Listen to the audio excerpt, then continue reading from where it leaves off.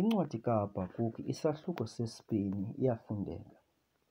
Ndiyakuma emboniselweni yam ndizibeke phezulu kwenqaba, ndibonisele ukuba ndiyibone into eya kuyithetha kum nento endiya kuyiphendula yona ngenxa yesimangalo sam.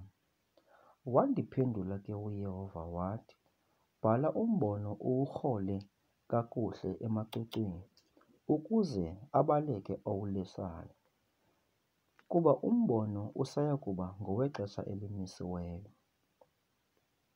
Khawulezela ekupheleni, ungathethi wona amanga. Ukuba uthe wazilazila, wulinde, kuba uya kuza. Awuyi kubuya mva, yabona, agxalathelene uthe tye umphefumlo wakhe phakathi kwakhe, ke lona ilungisa liyakudla ubomi ngokokholo lwalo. Nangaphezulu koko iwayini ingumtshini-mizisi.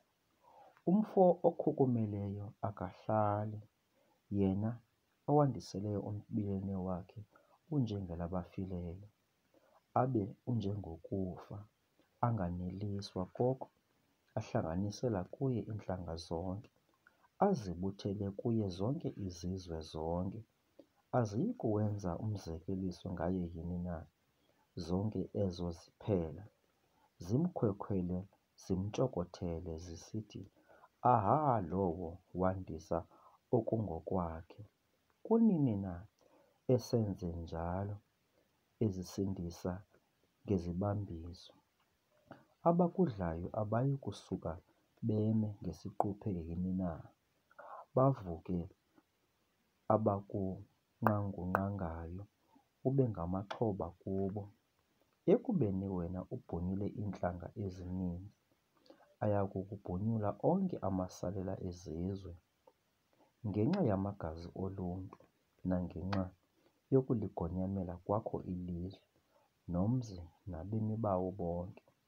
Yeha, ozizuzela indlu yakhe inzuzo embi, ukuze ayakhele phezulu indlu yakhe, ukuze azihlangule esandleni sobubi. Uyicebela ihlazo indlu yakho ngokunqamla izizwe ezininzi. Wonile umphefumlo wakho ngokuba ilitye eliseludongeni liyakukhala, nomqadi womthi usabele kulo. Yeha ke, owakha umzi ngamagazi, oqinisa umzi ngobugqwetha. Yabona, akuphumi kuYehova wemikhosi na ukuthi izizwe zizixhamlele umlilo, izizwe zizityhafisele okulambathayo, kuba ihlabathi liyakuzala kukwazi ubuqaqawuli bukaYehova, njengamanzi egubungele ulwandle. Yeha, wena useza ummelwane wakho, usongezelela ubushushu bakho kuye, umnxilisa nokumnxilisa, ukuze ubondele ubuzwe bakhe. Uyakuhluthiswa kukucukucezwa, kungabi luzuko. Sela nawe, kubonakale ukungeluki kwakho. Iya kujikela kuwe indebe yasekunene isandla sikaYehova, ucukucezo olukhulu lube phezu kozuko lwakho, ngokuba ukuyigonyamela kwakho iLebanoni kukugubungela, nokuchithachitha kwakho iinyamakazi, okwaziqhephula umbilini ngenxa yamagazi oluntu, nangenxa yokuzigonyamela kwakho izizwe, nomzi nabemi bawo bonke. Unceda ntoni na umfanekiso oqingqiweyo, ukuba uwuqingqe nje umenzi wawo?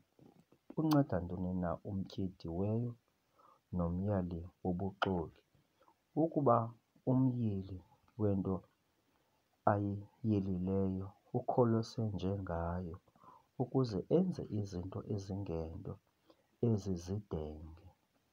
Oha, ukanti emthini, vuka uthi kwilitye elithe cwaka, sukuma ume. Lingayala na nalo lifakwa igolide nesilivere? Akukho